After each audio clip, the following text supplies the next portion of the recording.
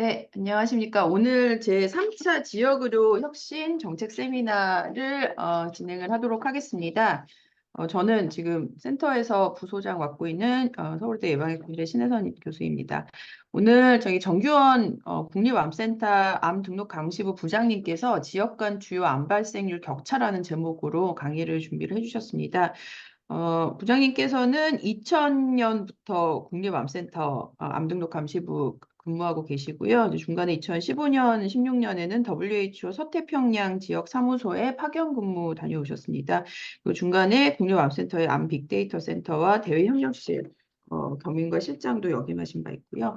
지금 이제 중암 등록 관련된 일을 지금 20년 넘게 해오고 계신 이 분야의 거의 최고 전문가라고 하실 수 있겠습니다.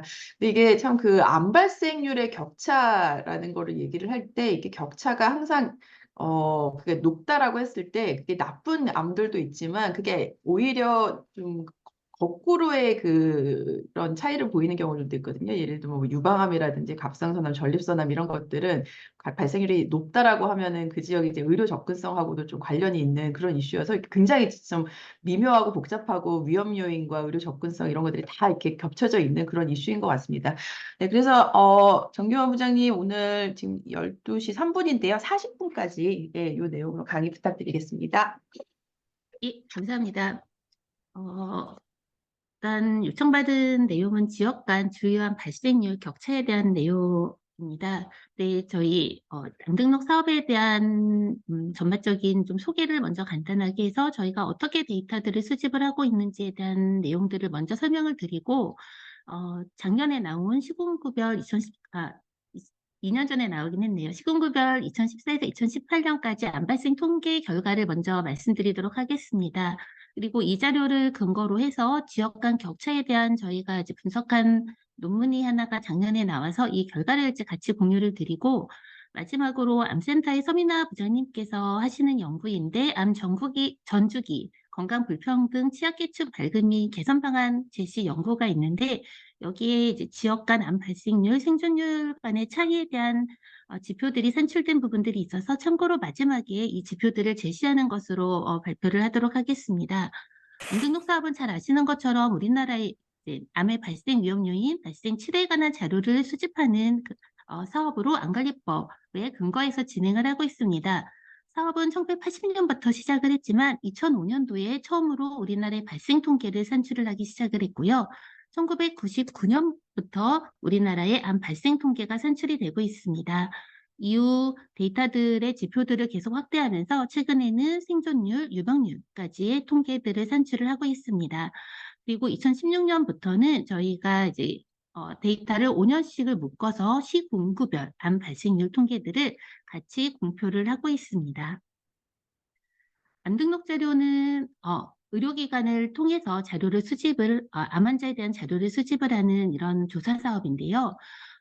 의료기관에서 데이터를 모아야 되기 때문에 좀 많은 정보들을 모으기는 어렵습니다. 그래서 앞에 있는 화면에 보이는 것처럼 가장 기본적인 암에 관련해서는 언제 암이 발생을 했는지, 어떤 방법으로 진단을 받았는지, 어떤 원발 부위에 어떤 조직학적 타입을 가졌는지에 대한 정보들을 수집을 하고요. 요약병기라고 해서 암 등록에서만 사용하는 간단한 병기 체계가 있습니다. 이 병기에 관련된 자료들을 수집을 하고 치료는 진단 시점을 기준으로 해서 4개월 내에 어떤 치료들을 받았는지 yes/no 정보로 수술, 방사선, 항암요법에 대한 치료를 4개월 내에 받았다 안 받았다라는 초치료에 대한 정보만을 수집을 하고 있습니다.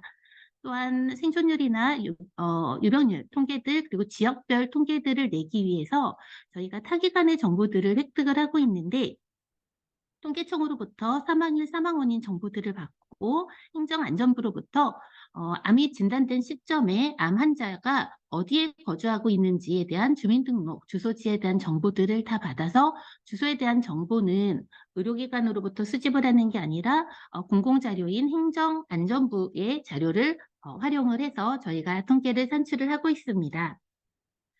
암 등록 사업은 병원에서 저희에게 자료를 등록을 해주는 이런 1차적인 중암 등록 사업이라고 불리우는 이 사업이 메인이 되고 있습니다. 전국에 200여 개의 병원이 수련병원에서 1차적으로 지난 1년간 발생한 암 환자들을 저희 중앙암등록본부로 다 자료를 보내도록 되어 있는데요. 이 자료는 전체 발생하는 환자의 한 90% 정도들을 커버를 하고 있습니다.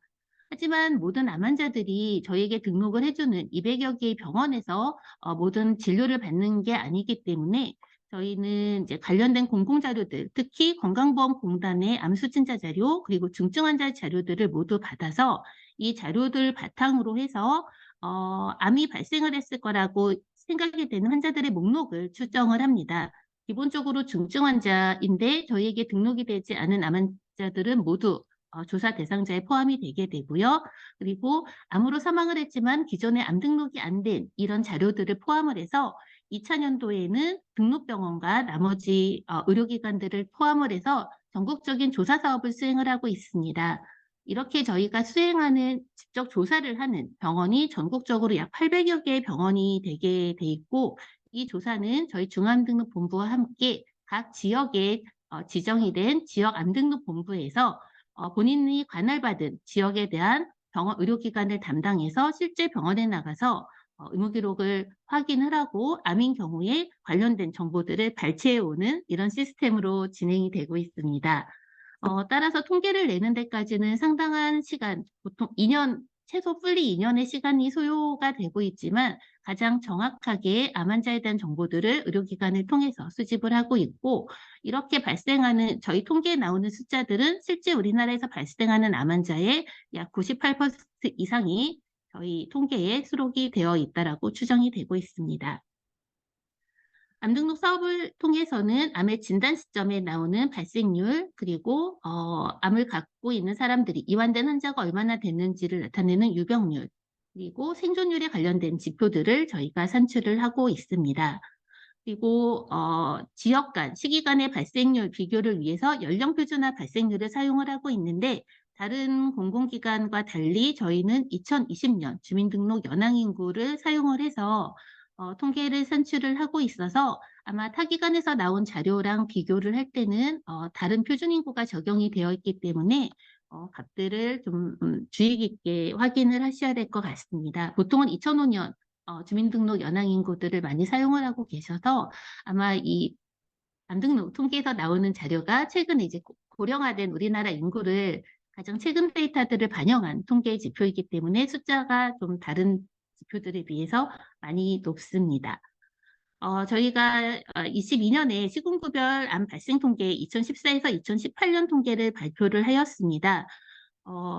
전국과 저희가 이제 시도 단위 17개 시도 단위 통계는 매년 발표를 하고 있는데 시군구 레벨까지 내려가게 되면 통계적 안정성들이 굉장히 작습니다. 저희가 인구가 많은 데는 시군구에 따라 100만 명의 인구가 있긴 하지만 작은 지역인 경우에는 성별로 나누면 1년에 한 5만 명 정도의 인구만을 커버하는 지역들이 있다 보니 저희가 매년 시군구별 통계를 산출을 하지는 않고 5년을 묶어서 통계를 내고 있습니다.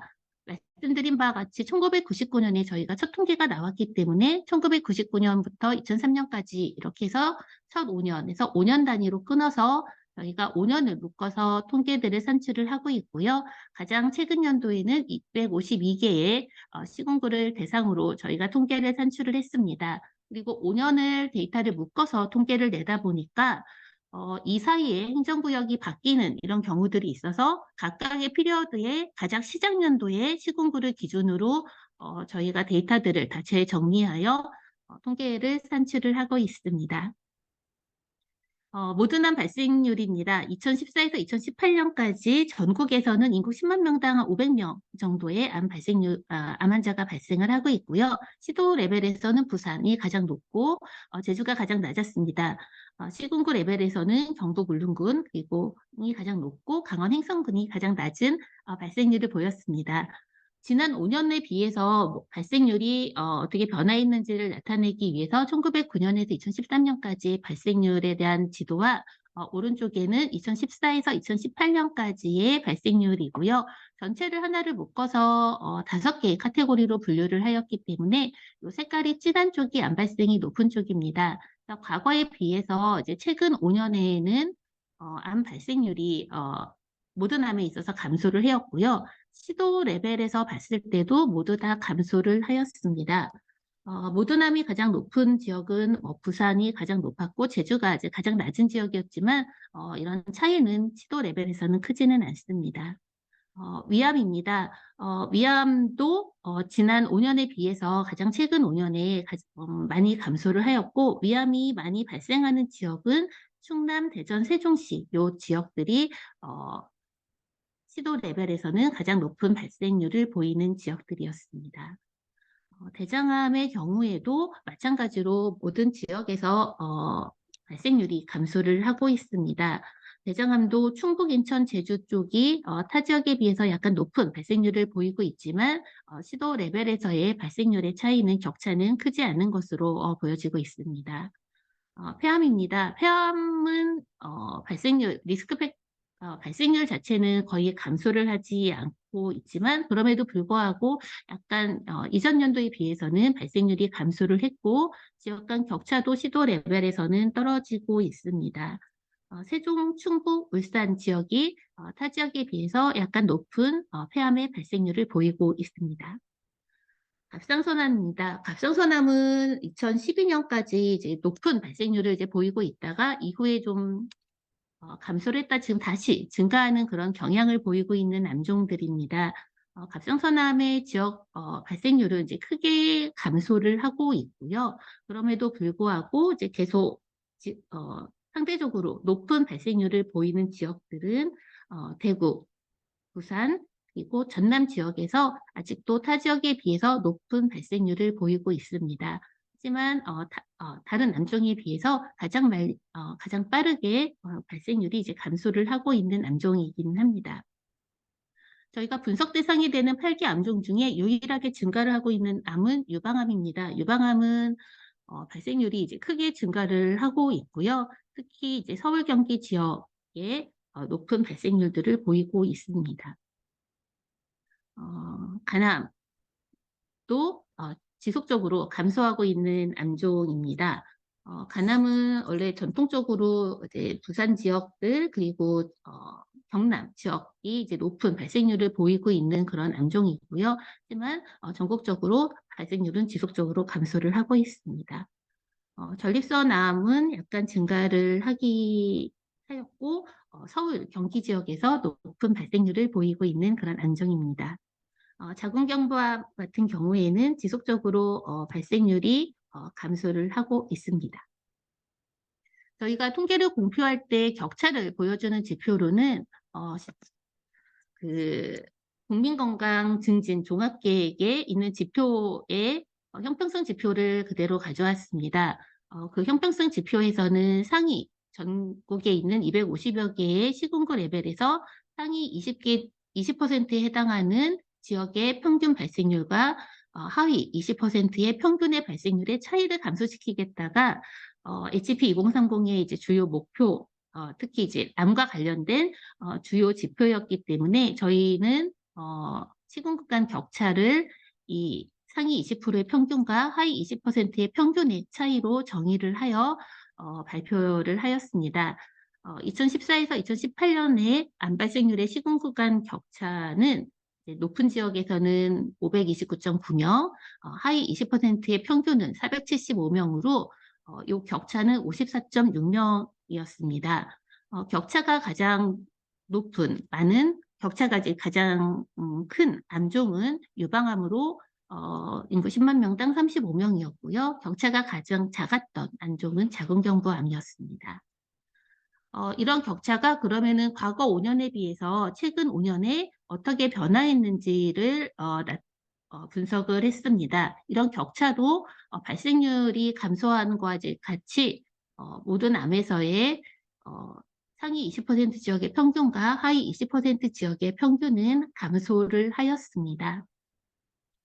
암종별로 분석을 했을 때도 유방암을 제외한 모든 암종에서 지난 5년에 비해서 이런 격차가 감소를 하고 있는 것으로 보여지고 있고요. 그리고 유방암은 약간 증가하는 숫자를 보이곤 있지만 뭐 격차가 변하지 않았다 정도로 아주 미미하게 증가를 하였습니다. 따라서 저희가 시군구별 암 통계를 냈을 때에 이제 최종 요약된 자료로는 암 발생률이 모두 감소를 하였고 시군구 간 격차도 역시 지난 5년에 비해서 최근 5년에 감소를 하였다라고 보고를 하였습니다. 포발 8개 암종에서 암종의 발생률 자체로는 위, 대장, 폐, 갑상선, 간, 자궁경부암의 발생률은 감소하고 여성 유방암과 전립선암의 발생률은 증가를 했고 격차의 입장에서 바라봤을 때는 여성 유방암을 제외한 모든 암종에서 시궁간 격차는 감소를 한 걸로 이렇게 보고를 하였습니다. 그래서 그 이후에 그러니까 작년에 이제 박은혜 선생님께서 이제 주저자로 해서 저희가 이런 통계들의 지역 간 격차를 좀 더 다양한 지표들을 이용을 해서 확인을 하는 그런 연구를 수행을 하였고 이 결과를 한국역학회지에 발표를 하였습니다. 이 연구에서는 똑같은 데이터셋을 바탕으로 해서 절대적인 지표와 상대적인 지표들을 모두 이용을 해서 이 시군구 레벨에서의 암 발생의 지역 간 격차가 어떻게 되는지를 좀 확인을 하는 그런 결과들을 먼저 발표를 하였고 그리고 가장 최근 연도인 2014에서 2018년도의 데이터를 이용을 해서 통계적인 모형을 이용해서 암의 클러스터를 확인할 수 있는지 이런 지표들을 통계적인 모형을 이용해서 어디가 좀 높다라는 것들을 확인할 수 있는 게 있는가 이런 부분들을 좀 확인하는 연구였습니다. 자료는 앞서 말씀드린 1999년에서 2018년까지의 데이터를 그대로 사용을 했고요. 앞서 분석한 8개 암종을 모두 다 분석을 하였습니다. 인시던스는 2020년에 주민등록 인구를 바탕으로 하는 연령표준화 인구를 사용을 했습니다. 그리고 지역 간 격차를 확인을 하는 지표들은 총 4개의 지표들을 연구해서 보여주고 있는데요. 먼저 상대 지표로는 레인지 레이시오로 해서 암 발생이 가장 높은 시군구와 가장 낮은 시군구의 상대적인 비율을 RR 값을 산출을 했고요. 절대적인 차이를 보여주는 지표는 총 3개의 지표들을 제시를 하였습니다. 그래서 레인지 디퍼런스 RD는 암 발생률이 가장 높은 시군구와 가장 낮은 시군구와의 차이를 해서 이제 2개의 지역을 비교하는 값을 RD 값으로 제시를 했고요. 저희가 이제 이렇게 되면 가장 높은 지역, 낮은 지역의 2개만을 비교가 가능하기 때문에 전체적인 총괄적인 베리에이션을 보는 비트윈 그룹 베리언스 지표를 또 산출을 하였습니다. 각각의 시군구의 연령표준화 발생률을 전국 평균으로의 차이를 계산을 하고 시기마다 인구들의 분포들이 바뀌고 있기 때문에 인구를 가중치를 준 BGV 값을 계산을 해서 총괄적인 베리언스, 지역 간 격차가 어떻게 되는지를 좀 확인을 하였습니다. 그리고 앞에서 저희가 보도자료에서 발표를 했던 것처럼 상위 20개의 상위 20%에 차지하는 시군구의 평균 ASR과 하위 20%의 지역의 ASR을 차이를 보는 레지오널 갭이라고 해서 지역 격차에 관련된 총 4개의 지표들을 산출을 하였습니다. 그리고 이제 스페셜 역학 쪽에서 하는 글로벌 모럴스 I라는 지표들을 이용을 해서 저희 시군구 레벨에서 캔서 클러스터가의 가능성이 있는지 이런 것들을 이제 통계적인 지표로 바라볼 수 있는지를 좀 확인하기 위해서 글로벌 모럴스 I를 계산을 했고요. 이를 계산을 하기 위해서 인접 지역을 베이스로 하는 지표 하나와 그다음에 이 지역에서 거리를 기반으로 해서 산출을 하는 디스턴스 베이스를 2개를 모두 활용한 스파셜 매트릭스, 웨이트 매트릭스를 산출을 했고 이를 이용해서 것들을 제시를 하였습니다. 먼저 우리나라 전국과 지역 간의 8개 지역에서의 분포입니다. 지금 파란색 원형으로 되어 있는 게 지역에 있는 파란색이 남성, 주황색이 여성의 통계고요. 요 역사각형으로 마름모로 되어 있는 부분이 전국 평균입니다. 그리고 이 지역의 분포를 나타내는 이런 그래프로 이제 표시가 되어 있습니다. 그리고 선은 50%에 해당하는 그런 지역이라고 보시면 될 것 같고요. 네. 예를 들면 이제 위암 같은 경우는 지난 20년 동안 지속적으로 발생률이 감소를 해왔고, 지역 간 격차들도 디퍼런스들이 계속 감소를 하고 있습니다. 대장암 같은 경우에는 2003번째 시기까지 암 발생률이 증가를 하다가 최근 감소하는 그런 경향을 보이고 있고요. 폐암은 남성은 지속적으로 감소를 하고 여성은 약간씩 증가하는 그런 패턴들을 보이고 있습니다. 사이로이드는 2000년대 초반에서 시작을 해서 급격하게 증가를 했다가 2010년대 초반 이후로 또 다시 급격하게 이제 감소하는 그런 패턴들을 보이고 있고요. 반면에 이제 간암, 브레스트, 프로스테이트, 서비스 같은 경우에는 일관된 형태들을 계속 보이고 있습니다.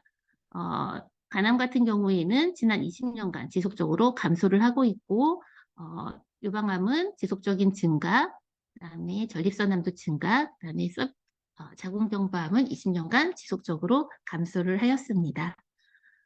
이 암종들을 앞서 말씀드린 이제 상대적인 격차와 절대적인 격차를 이용을 해서 각각을 이제 비교를 한 값들을 제시를 하였습니다. 저희가 4개의 시기로 분류를 하고 지금 첫 번째 그래프는 남성에서의 격차입니다. 상대적인 격차인 레인지 레시오를 보시게 되면은 저희가 사실은 첫 번째 시기에서는 이런 값들이 굉장히 좀 분포가 이제 큰 값들을 보이고 있는데, 이때 계룡시라든지 인구가 굉장히 적은 이런 행정구역들이 있다가 그 이후에 좀 사라지게 됐는데요. 이때 이제 낮은 발생률들을 보이고 있어서 1999에서 2003년에는 이런 값들이 좀 붕 뜨는 이런 경향들을 보이고 있습니다. 하지만 이제 2004년부터 2018년까지 세 개의 시기를 봤을 때는 상대적인 가장 발생률이 높은 지역과 낮은 지역들의 이런 RR 값을 봤을 때 약 2배 정도의 가장 낮은 지역과 높은 지역의 상대적인 차이는 한 2배 정도를 위암은 보이고 있고요. 대장암도 가장 최근 연도에는 2.0, 중간에 암 발생률이 이제 계속 증가를 해왔기 때문에 이 중간 연도까지는 RR 값이 증가를 하다가 마지막 그 시기에서는 RR 값들이 이제 떨어지는 패턴들을 암종마다 보이고 있습니다. 위암, 대장암, 폐암, 그리고 전립선암인 경우에는 가장 높은 지역과 낮은 지역의 상대적인 차이는 한 2배 정도를 보이고 있습니다. RR 값이 가장 높은 암종은 남자에서는 사이로이드였고요. 사이로이드는 2004에서 2008년도에는 약 16배, 17배 정도 차이를 보이다가 최근 연도에는 한 4배 정도의 차이를 보이고 있습니다. 그런 절대적인 차이를 보여주는 지표인 중에 이제 가장 높은 지역과 낮은 지역을 나타내는 RD, 그리고 이제 전체적인 차이를 보는 BGV, 그리고 상위 20%와 하위 20%를 보는 레지오널 갭, 지역 격차를 봤을 때 이런 어떤 지표들을 보느냐에 따라 가장 높은 값을 보이는 암종들이 조금 달랐습니다. RD를 기준으로 했을 때는 처음 세 번째 시기까지는 위암이 가장 암종들 중에 가장 높은 차이를 보여줬고, 큰 차이를 보여줬고, 마지막 시기에서는 간암이 가장 큰 차이를 보여줬습니다.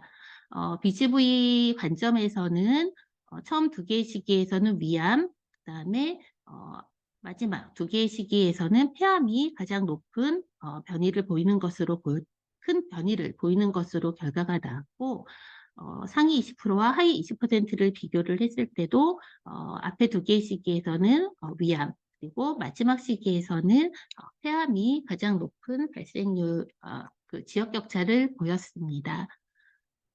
어쨌든 어떤 지표들을 사용을 하느냐에 따라 가장 지역 격차가 크게 보여지는 암종들이 좀 다르다라는 부분들이 좀 특이하였고요.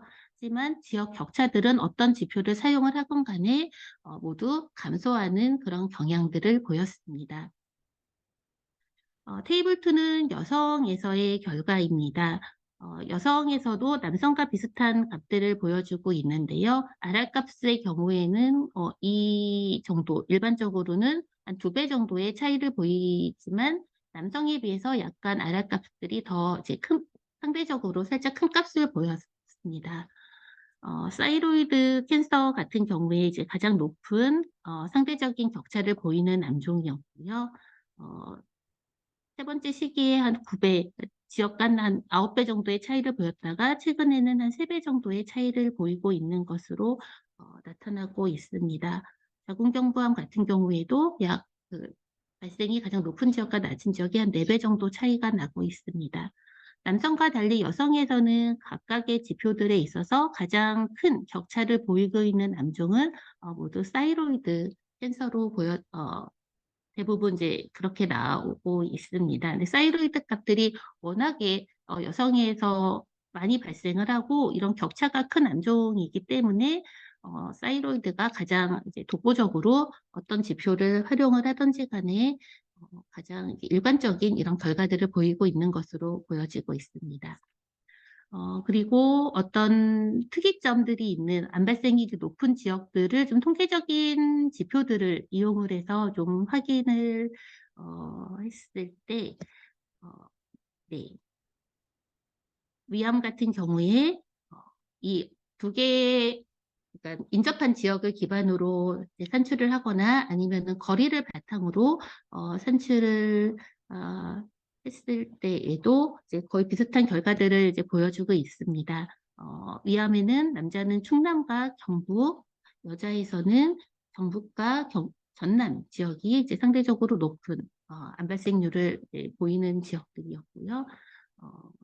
대장암은 서울과 경기, 여성에서는 경기와 충북, 그리고 폐암 같은 경우는 경북, 경남, 여성에서는 서울과 경기 지역 등 남성과 여성에서의 암 발생이 높은 지역들이 대부분 이제 다른 패턴들을 그러니까 비슷하게 나와 있는 지역도 있고 약간 다른 패턴들을 보이는 그런 암종들도 지속적으로 보고가 되었습니다.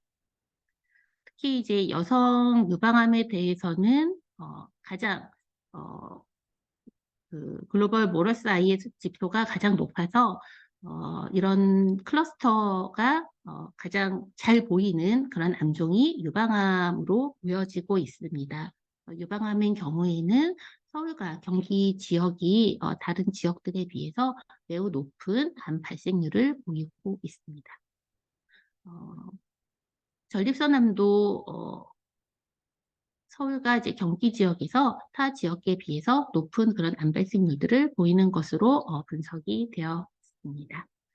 자궁경부암은 경기와 전남 지역이었고요. 요약을 하면 암 발생률이 분석 대상인 8개 암종을 대상으로 했을 때는 암 발생률이 가장 높은 암은 위암이었고 지역 간 격차가 가장 큰 암종은 폐암이었습니다.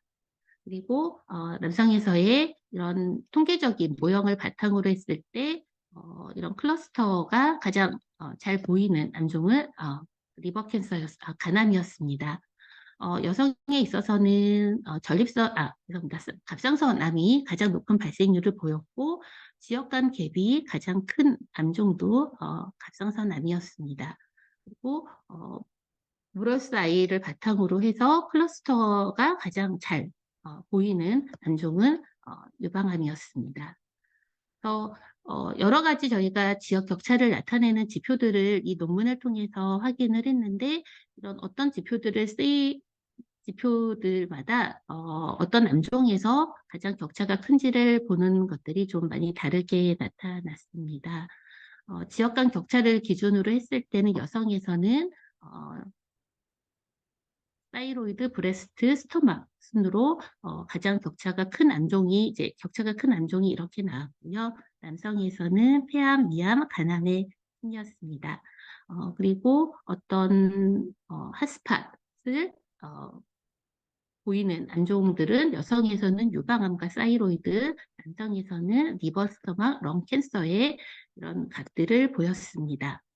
하지만 이런 우리 암 등록 데이터를 이용을 했을 때에 항상 이제 주의를 해야 되는 가장 큰 문제는 다 아시겠지만 앞서서 말씀드린 것처럼 저희의 주소지는 환자의 진단 시점에 이 사람의 주민등록 주소지를 바탕으로 하고 있기 때문에 이런 부분들이 해석을 하거나 이 데이터를 가지고 어떤 정책을 세울 때 이런 리미테이션 부분들을 잘 고려를 해서 활용을 해야 될 것 같습니다.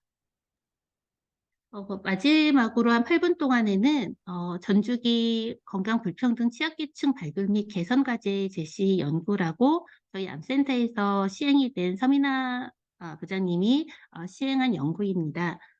이 연구는 기본적으로는 암 전주기별로 건강불평등의 이제 평가 지표들을 개발을 해서 궁극적으로 취약계층을 위한 정책 방안을 이제 도출을 하는 거를 목표로 하고 있는 과제이고요. 따라서 예방부터 호스피스에 이르는 암 전주기에 각각의 대표 지표들을 선정을 해서 이 대표 지표들을 소득계층이나 지역별 격차가 얼마나 있는지를 좀 기본적인 지표를 산출을 하고 있습니다.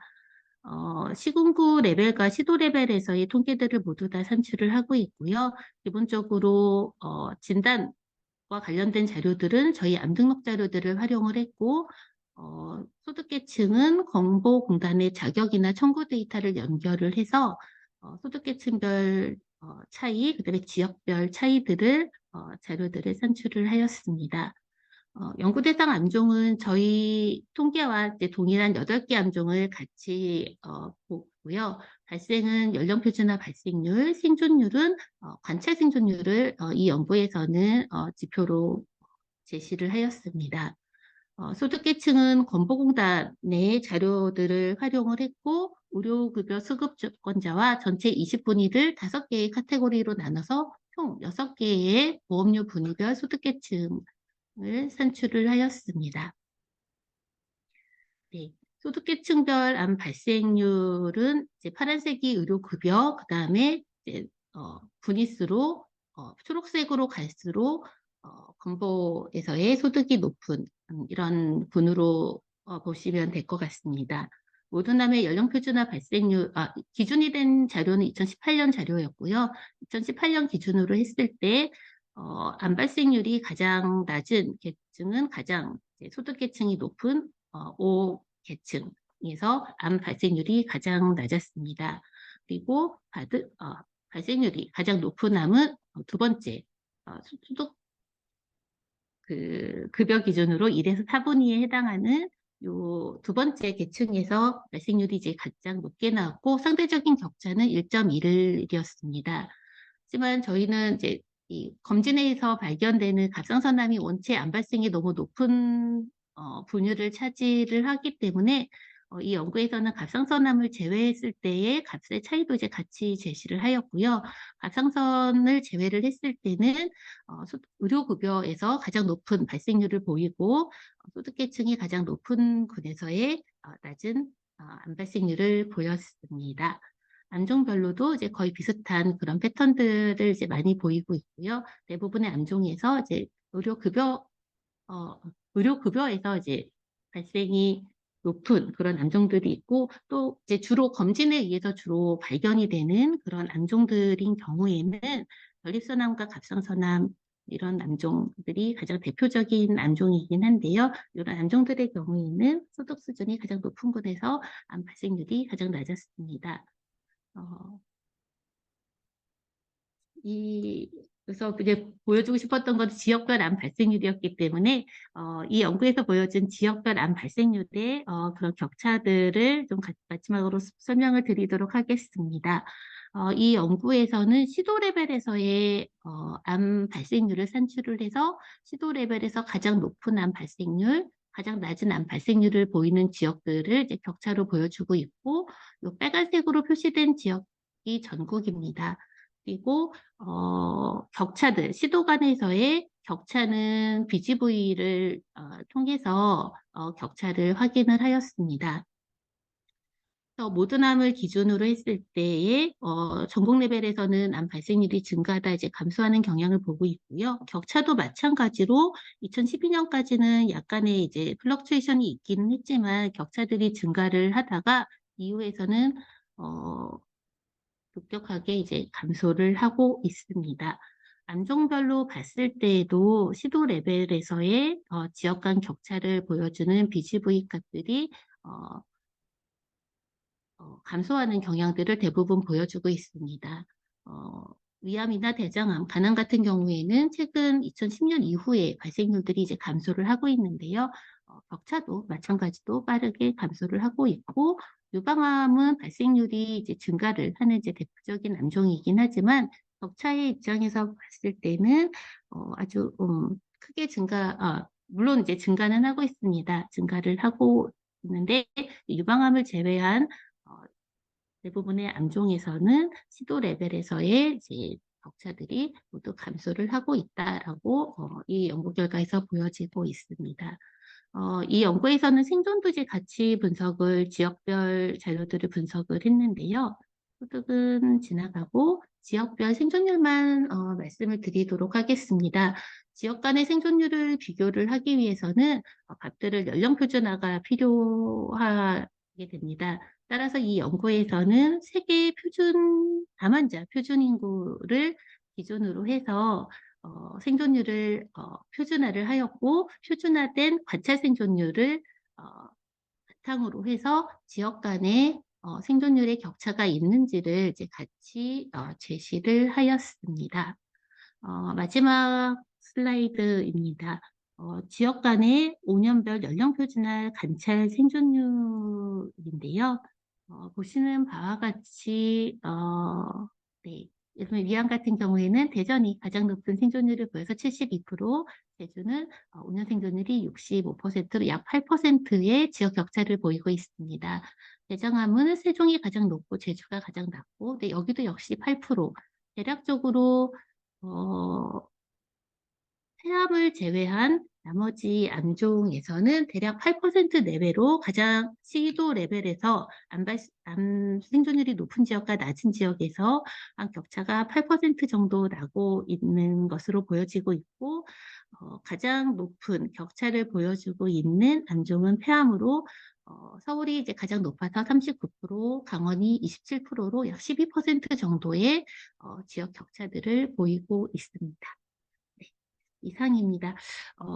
저희는 이 암등록 데이터를 이용을 해서 지역 격차들에 대한 여러 가지 지표들을 보통 산출을 하고 이런 자료들을 이제 서베일런스에 이제 활용을 하고 다른 연구자분들이 활용할 수 있도록 이런 지표들을 만들어서 이제 공개를 하는 이런 부분들을 주로 진행을 하고 있고요. 이와 관련해서 지금까지 나와 있는 주요 결과들을 간단히 발표드렸습니다. 네, 이상입니다. 네, 그 질문 있으시면 그 손 들어 주셔도 되고요. 아니면은 그 채팅창에 남겨주셔도 되겠습니다. 그래서 제가 먼저 좀 시작을 하자면은 그 저희가 원래 이제 교과서적으로 이제 지역 간의 이런 질병 분포의 차이가 있다라고 할 때는 이제 고려해 봐야 되는 게 예를 들면 뭐 등록의 완결성이라든지 진단의 정확성 같은 자료 자체의 밸리디티 먼저 얘기를 하는데 사실 우리나라 암등록 자료는 그런 염려는 없을 것 같거든요. 그래서 이제 그 부분은 그러면 이제 넘어간다고 치면은 이제 그 다음에 남는 게 그 위험 요인의 차이들, 그 암의 위험 요인이 지역마다 다르기 때문에 그것 때문에 이제 특정 지역의 암 발생률이 높게 나타나는 거 그런 부분들을 생각을 해볼 수 있겠고, 근데 그런 경우에는 좀 저희 개선 방안이 좀 명확할 것 같아요. 그러니까 어떻게든 위험 요인들을 좀 예방을 해서 이게 그 지역 격차를 높은 데를 좀 낮추는 쪽으로, 그런 쪽으로 격차를 줄이는 방향으로 생각을 하게 될 것 같거든요.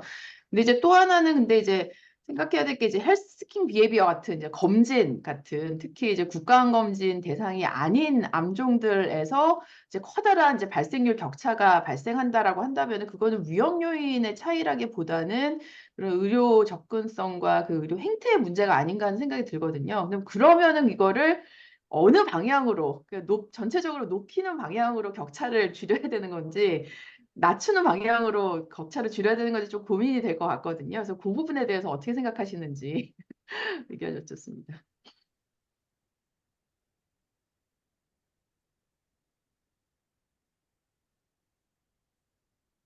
어, 굉장히 어려운 질문을 주셨는데요. 지금 저희가 이제 분석을 하고 있는 암종을 기준으로 했을 때는 명확하게 위험 요인에 의한 격차다라고 보여지는 암종들은 간암과 이제 자궁경부암, 그다음에 이제 검진의 효과들이 메인이 아닐까라고 생각이 되는 부분들이 뭐 대장암 같은 경우가 있고요. 위로 접근성에 의해서 이런 격차들을 메인으로 보여주는 암종이 뭐 가장 대표적인 갑상선암이고 유방암도 사실은 좀 약간 애매한 부분들이 있고 뭐 전립선암, 특히 이제 갑상선암과 전립선암이 가장 대표적인 그런 암종이 아닐까 싶습니다. 근데 일단은 지금 현재 암에 있어서는 격차들에 대한 부분들은 어, 상대적이건 절대적이건 모두 감소하고 있는 그런 형태들을 보이고 있어서 일단은 두 개를 동시에 가 감소가 되고 있기 때문에 말씀해 주신 것처럼 상대적으로 다 높이면서 해야 되는지 낮추면서 해야 되는지에 대해서는 아직 생각을 해보지는 못한 것 같습니다. 그러니까 지금 저희가 이제 계속 분석을 했을 때는 암에 있어서는 절대적이건 상대적이건 격차들은 바람직한 방향으로 모두 다 내려가고 있다. 근데 지금 유일하게 격차가 감소하지 않는 이렇게 하고 있는 암종은 유방암인데 이제 말씀 주신 것처럼 의료 접근성에 의한 부분이라고 생각을 하면 이 격차를 높은 쪽으로 다 같이 해야 되는지 낮은 쪽으로 해야 되는지 모르겠습니다.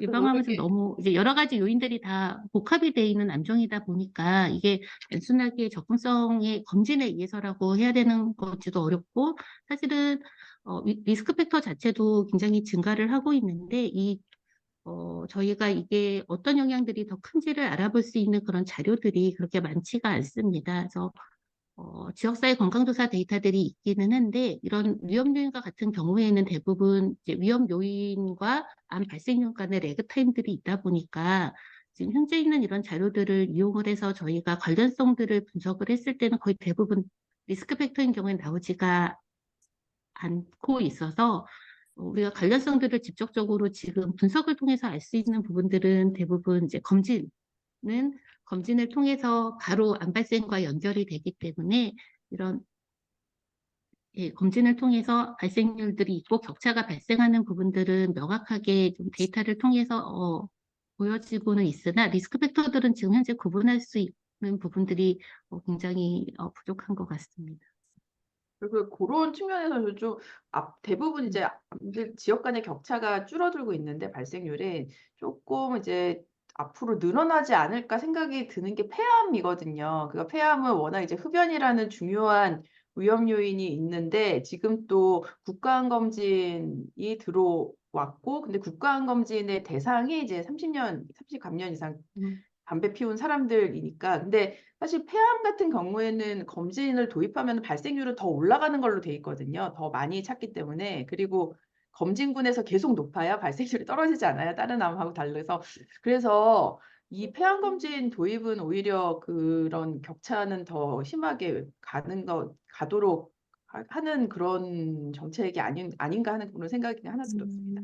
예, 그냥 이제 다른 얘기인데요. 오늘 서민아 부장님도 들어와 계셔서 그 건강 불평등 지표에 사실 저희가 생각할 때 제일 쉽게 생각하는 게 사망률일 것 같거든요. 근데 이제 암 사망률을 안 넣으시고 암 생존율을 넣으셨더라고요. 그래서 아마 그거를 넣으신 거에 아마 고민이 많이 있으셨을 것 같은데 혹시 특별히 그거 이제 논의하면서 어떤 배경으로 사망률 대신 생존율을 넣으셨을지 그거 궁금합니다.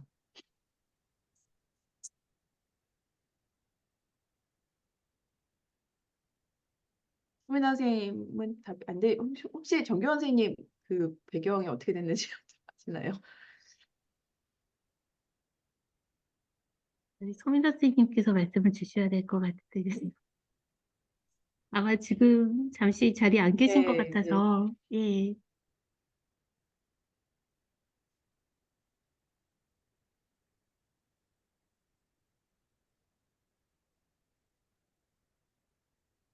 아, 컴퓨터의 문서가 해제가 안 되셔서, 네, 그 고견은 다음번에 듣도록 하겠습니다. 근데 그냥 제 생각에는 그 생존율이 되게 좋은 지표이기는 한데, 이제 여러 나라에서 다 생산할 수 있는 그런 너무 고도화된 지표잖아요. 근데 이제 우리나라는 그 지표가 생산이 가능해서 늦었나? 서민아 선생님. 아, 네. 네, 네네. 안녕하세요. 안녕하세요. 네, 네, 컴퓨터를 지금 제가 저희 당황해서 잘못 눌러가지고서는. 네, 아, 네. 말씀 주신 것처럼, 네, 그 사망률은 그냥 저희가, 네, 고려해 볼 수 있는 자료였기는 했지만, 예, 그냥 오히려 상대적으로 이제, 사망을 했다, 내지는 죽지 않았다로 생존율로 그냥 가름이 될 수 있는 그런 지표라고 생각을 해가지고서는 그래서 사실은 네, 생존율로 일단은 저희는 관점을 두고서는 네, 그래서 지표를 산출을 했었고요. 네, 오히려 그러니까 관찰 생존율로 저희가 이제 네, 저의 연구에서는 분석을 했던 거라서 네, 그래서 어, 네, 관찰 생존율의 상대적인 걸로 이제 네, 사망 지표는 따로 정리하지는 않았었습니다. 음, 그러니까 그게 또 생존율 얘기하면은 저희 검진 효과를 또 많이 네, 얘기하잖아요. 검진 때문에 네, 뭐 리드 타임 바이어스 이런 거가 다 생존율에 를 이제 좋아 보이게 하는 쪽으로 가기 네, 때문에 생존율을 쓰는 것이 그렇게 바람직하지 않다라는 그런 의견들도 있는 것 같기는 하거든요. 근데 또 생각해 보면은 특히 이제 국가검진이 다 적용이 되고 있는 그런 암종 같은 경우에는 그것까지 다 어찌 보면 검진의 수검률과 그로 인한 경기 이전 효과까지 다 고려를 해서 비교할 수 있는 지표가 생존율일 것 같기도 하고, 네. 그래서 생존율하고 사망률 중에 이제 택할 때 다 장단점이 있을 것 같다는 생각이 좀 들긴 했습니다. 네, 그렇긴 한데, 네, 아무튼, 뭐, 향후에 저도 이제 좀 꾸준하게 관심을 갖고 있는 이제 주제이다 보니까, 네, 다음번에 아마 사망률도 다른 지표로 또 산출을 해서, 네, 보여드릴 기회가 있을 것 같긴 한데요. 네, 일단은 요번에는 저는, 네, 그, 캐서 스페시픽, 저기로 이제 상대 생존율로 산출을 한 게 아니라서, 그냥 관찰 생존율이었다는 거로 좀 약간, 네, 가름해 주시면 감사할 것 같고, 네, 그 검진에 대해서 계속 얘기 주시는데, 네, 지금 뭐 저는 국가검진에 참여하고 있는 입장이어서 국가검진을 해드리고 있는 암종에서 특히나 뭐 위암 같은 경우에는 꾸준하게 이제 감소를 하고 격차도 감소를 하고, 이제 사실은 암 검진에 얼마나 기여를 했는지는 모르겠지만 정확하게 저희도 측정을 해보지는 못했지만 네, 그래서 위암 같은 경우에는 국가암 검진이 많이 기여를 했을 것 같은데 유방암 같은 경우에는 국가암 검진을 해드리고 있는 암종임에도 불구하고 뭐 계속 말씀 주셨던 것처럼 발생률도 증가하고 있고 그다음에 격차도 조금 감소하지는 않는 것 같은 그런 패턴인 것 같아서요. 그래서 유방암에서는 이제 아무래도 국가암검진에서 맘모그래피를 제공을 해드리고는 있지만 추가적으로 시행을 보통 많이 연관지어서 하고 있는 거는 이제 유방 초음파가 있기 때문에 그런 이제 파급적인 효과들이 이제 영향을 같이 이제 주다 보니까 그래서 국가암검진으로만 설명할 수 없는 그런 의료 이용 부분들이 있어서 그래서 지금 네 유방암에서는 또 다른 네, 국가암 검진을 해드리고 있는 암종에서 또 다른 패턴을 보이고 있는 것 같습니다. 네, 김은하 박사님 질문. 네, 그 먼저 발표 너무 재밌게 잘 들었고요. 논문도 제가 재밌게 공부했습니다. 그 두 가지 정도 질문이 있고요. 그 먼저 첫 번째는 이제 연령 표준화 암 발생률 지표로 거의 다 이제 분석 결과를 보여주셨는데, 어, 지역 간의 건강 불평등이라든지 이제 형평성을 논의를 할 때 어떤 암 환자의 규모라든지 지역사회의 그 실질적인 질병 부담의 측면이 있잖아요. 그래서 그런 인구 구조를 아예 보정하지 않는 조율을 보여주는 것도 상당히 의미가 있다고 생각하고 또는 이제 유병률 같은 경우에는 시간 경과에 따라서 계속 지금 증가를 하고 있어서 이런 시간 경과에 따른 지역 격차를 보여줄 때좀 유병률 지표를 사용하면 상당히 다른 시사점이 나올 것 같은데 여기에 대해서도 좀 의견을 듣고 싶고요. 그리고 이제 두 번째는 약간 지역적인 통계 분석 방법에 대해서 조금 질문 드리고 싶은데, 이 공간 가중치 설정하는 게 공간 분석에서 굉장히 중요하다고 알고 있고, 이제 퀸 방식하고 디스턴스 베이스드 방식 두 가지를 이제 각각 보여주셨잖아요. 근데 이제 우리나라 시군구 같은 경우에는 크기나 모양이 굉장히 달라서 이거를 디스턴스 베이스드보다는 그냥 퀸 방식이 조금 더 이론상 적합하지 않는가 하고 이제 개인적으로 생각을 하고 있는데 이 부분도 좀 의견이 궁금합니다. 네, 일단 어, 조율을 사용하는 부분에 대해서는 한 번도 생각을 해본 적이 없는데, 일단 교과서적으로는 이런 건강 형성성들을 볼 때는 연령에 따라 이런 차이가 워낙에 크기 때문에 그는 기본적으로 다 보정을 하고 들어가는 게 맞다라고 되어 있어서, 지금 아마 김은하 박사님께서 말씀 주시는 거는 정말 절대적인 부담을 알기 위해서 조율도 같이 봐야 되지 않냐라고 말씀을 주신 걸로 지금 이해가 되고는 있습니다. 그래서 그 부분들도 한번 내부적으로 좀 검토를 해서, 네, 이런 부분들이 조율이 정말 그런 비교를 하는데 활용이 가능한지, 그러면 어떤 해석을 해야 되고 어떤 위험이 있는지에 대한 부분들을 조금 더 고민을 해보도록 하겠습니다.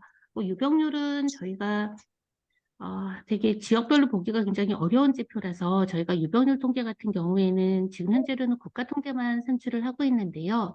제가 지역을 아까 말씀드린 것처럼 암을 진단받은 시점에 이분이 어디에 거주하고 있는지, 주민등록상의 거주지가 어디인지를 보통 바탕으로 하고 있습니다. 따라서 유병자들 같은 경우에는 최소 뭐 3년, 5년 계속 생존하시면서 그 지역에 계속 거주하고 있는 환자의 분율이 어떻게 되는지를 알 수가 없고, 대부분 우리나라는 지역 이동이 워낙에 많기 때문에 발생자를 바탕으로 해서 저희가 지역 간의 차이를 유병자로 보는 부분들은 굉장히 좀 어렵지 않을까 싶어서, 유병률 지표가 이런 지역 격차를 볼 때 이 지표들을 활용하기로는 지금 현재는 좀 어려워 보입니다. 그래서 만약에 유병률을 정말 저희가 이런 지표들을 활용을 한다면 결국은 모든 환자들에 대해서 매년 이 환자들이 유병률이 산출되는 시점에 어느 지역에 거주하고 있는지를 모두 팔로우업을 하는 이런 부분들이 좀 들어가야 될 것 같아서, 외국과 달리 이제 우리나라는 너무 지역 이동이 너무 많기 때문에 이 부분은 특히나 좀 많이 어려울 거라고 생각을 합니다. 그리고 모형과 관련해서 주신 부분들은, 네, 박사님 의견에 저도 전적으로 동의를 합니다. 근데 그 암 환자 유병률을 지역별로 통계를 내는 나라가 있나요? 보통 유병률 통계들은 내고 있는 나라들이 거의 없습니다. 그러니까 유병률이 사실 원칙적으로 정확하게 산출이 되려면 놓치는 환자 없이 암을 계속 등록을 해야 되는데, 암 등록의 역사가 그렇게 오래되지가 않았고, 저희도 말로는 유병률이라고 하지만 궁극적으로는 1999년 이후에 암을 진단받은 사람만을 카운트를 하고 있기 때문에 정확하게 그러니까 완전한 유병률을 정확하게 측정을 하고 있는 게 아니어가지고요. 아마 그렇게 지역별로 유병자 통계를 내는 나라는 거의 없을 거라고 생각을 합니다. 그래서 암 등록에 있어서의 기본 지표는 발생과 생존입니다. 감사합니다. 네, 혹시 마지막으로 질문 하실 참가자님 계실까요? 네, 정은경 선생님. 네, 아마 자장님께서 질문을 많이 해주셨는데요. 제일 관심인 게 이제 암 발생의 지역 간 격차의 원인에 대한 부분을 우리나라에서 연구한 그런 연구가 많은지, 그런 연구 결과들이 좀 정리된 것들이 있는지, 아까 이제 몇 가지 뭐 건강검진이나 의료 접근성의 영향일 거다라는 거와 위험 요인일 거다라는 크게 두 가지가 제시가 됐는데, 그걸 좀 구체적으로 분석한 그런 연구들이 얼마나 있는지 뭐 그런 게 좀 궁금합니다. 네, 사실은 저희가 2016년에 처음 통계를 냈을 때는 가능한 이제 이렇게 이 수치뿐만이 아니라 이런 기본적인 원인들, 이런 부분들을 국내 데이터를 근거로 해서 제가 같이 발표를 하려고 했었는데, 실제 거의 대부분 나와 있는 연구가 없었습니다. 뭐 간이나 담도 체험 같은 일부 암종에 대해서 리스크 팩터가 되게 명확한 이런 암종에 대해서는 일부 연구가 있지만 대부분의 암종에서는 어떤 원인에 의해서 이런 지역 격차가 있는지 이런 논문들이 국내 논문이 거의 없었고 이번에 다시 통계를 낼 때도 다시 그런 문헌들을 리뷰를 했는데 사실은 그런 자료들이 거의 없습니다. 뭐 저희가 이런 통계 자체가 데이터 자체가 공개가 된 지도 얼마 안 됐기도 하고 이런 데이터에 대한 접근이 워낙에 어려워서 그랬을 거라고 생각을 하고요. 하지만 이제 작년에 K큐어 데이터가 이제 공개가 됐고, 이 K큐어는 저희 암 등록 데이터를 바탕으로 해서 건보공단에 있는 검진 자료, 그다음에 심평원에 있는 치료 자료까지, 사망까지 모두 다 연계된 자료이기 때문에 이런 데이터의 공개를 통해서 앞으로는 이런 연구들이 가능하고 많은 연구들이 나올 수 있지 않을까라고 생각을 합니다. 기존에 워낙 접근도 자체가 워낙에 낮았고 그러다 보니 이런 국내 데이터를 근거로 해서 정확하게 원인이 뭐라고 추정이 하는지 이런 연구 자체는 이제 거의 없다라고 말씀드리겠습니다. 네, 그 채팅창에 이슬 선생님 질문이 있는데요. 그 지역 병원별 암 환자, 그러니까 각 지역에서 치료 중인 암 환자 수와 상대적 격차를 알 수 있는 자료도 있는지 궁금합니다. 이렇게 질문 주셨습니다. 네, 지금 현재 암 등록은 병원을 기반으로 자료를 모으고 정확한 자료만 하나만 저희가 정리를 하는 이런 체계로 되어 있기 때문에 암 등록을 통해서는 말씀 주신 각종에서 치료 중인 환자가 얼마인지를 알 수 있는 자료는 아닐 것 같고요. 앞서 말씀드린 KQO에 당연히 치료에 대한 정보들이 첨부 데이터들이 다 붙어 있기 때문에 그런 데이터를 통해서 이런 지역에서 암이 이제 진단받은 지역과 그다음에 치료받는 누가 얼마나 많은 사람들이 치료를 받고 있고 어느 지역에서 치료를 받고 있는지에 대한 정보들이 어느 정도 가능할 거라고 생각을 하는데 KQ에서는 정확한 병원명이 공개가 안 되고 있어서 그 병원의 소재지라든지 이런 부분들이 공개가 되는지 여부를 좀 확인을 해봐야 되겠지만 그런 정보들이 있다면은 앞으로는 이런 부분들이 산출이 가능할 것 같습니다. 네, 감사합니다. 강대현 시장님. 맞습니다.